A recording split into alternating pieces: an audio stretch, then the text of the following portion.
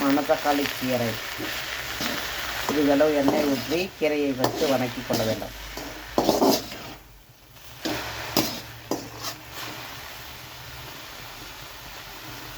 தனியாக வச்சு வதக்கி நம்ம எடுத்து வைத்துக்கொள்ள வேண்டும்.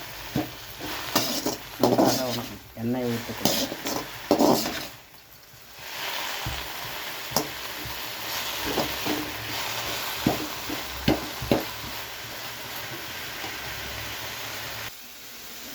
இப்படி வணங்கிடும், எல்லாமே கொஞ்சமாக அவ்வளோ வணங்கிடும்.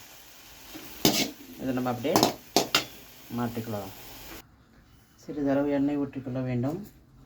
பிறகு நாம் எடுத்து வைத்த மசாலா பொருட்கள் அனைத்தையும் போட வேண்டும். மிளகாய் 3 வத்தல், தேவைக்கேற்ப காரத்திற்கேற்ப, மல்லி, சீரகம், கொத்தமல்லி, உளுத்தம்பருப்பு, துவரம்பருப்பு ஆர் கடலைப்பருப்பு. கடலைப்பருப்பு பெஸ்ட்டு. இப்போ துவரம்பருப்பு நான் போட்டுருக்கேன்.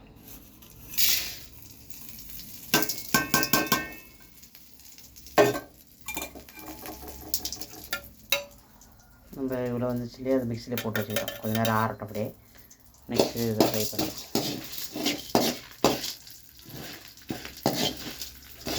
காரம் தேவைக்கேற்ப போட்டுக்கலாம். இது அதிகமாக காரம் இருக்காது, அதனால தான் 3 மிளகா போட்டுருவேன். உங்களுக்கு வேணுன்னா நீங்கள் 5-6 மிளகா போட்டுக்கலாம்.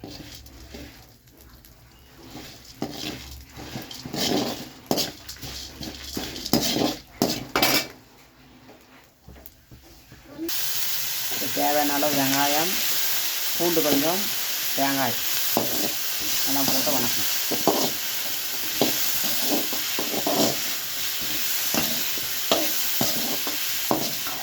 பெரிய வெங்காயம் சின்ன வெங்காயம் ரெண்டுமே போட்டிருக்கேன். உங்களுக்கு தேவையான சின்ன வெங்காயம் போட்டுக்கலாம், இல்லை பெரிய வெங்காயம் போட்டுக்கலாம். நான் ரெண்டாக கலந்து போட்டுருக்கேன்.